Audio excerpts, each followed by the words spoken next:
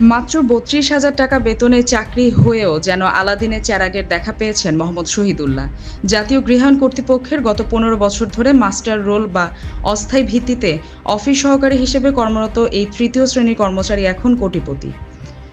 বিপুল পরিমাণে অবৈধ সম্পদ অর্জনের পাশাপাশি অফিসের নিয়মনীতি তোয়াক্কা না করেই দেদারসে বিদেশ ভ্রমণ করে চলেছেন তিনি। অনুসন্ধানে দেখা গেছে দাপ্তরিক কোনো অনুমতি ছাড়াই গত ২০ আগস্ট ২০২৫ তারিখ বৃহস্পতিবার সকালে অফিসে এসে হাজিরা খাতায় স্বাক্ষর করেন শহীদুল্লাহ।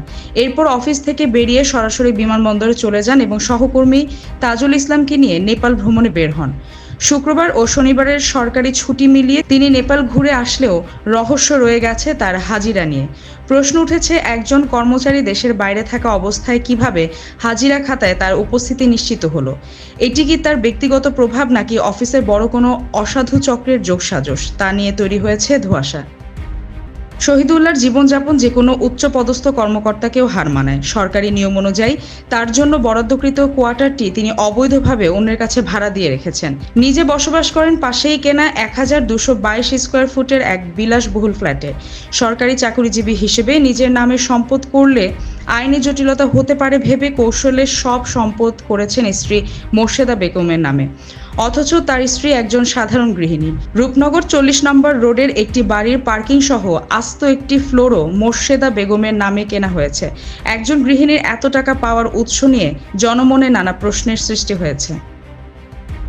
আমাদের অনুসন্ধানী টিম শহীদুল্লাহর ৩টি বাড়ি, সরকারি কোয়ার্টার এবং তার কর্মস্থলে গেলেও তাকে খুঁজে পাওয়া যায়নি।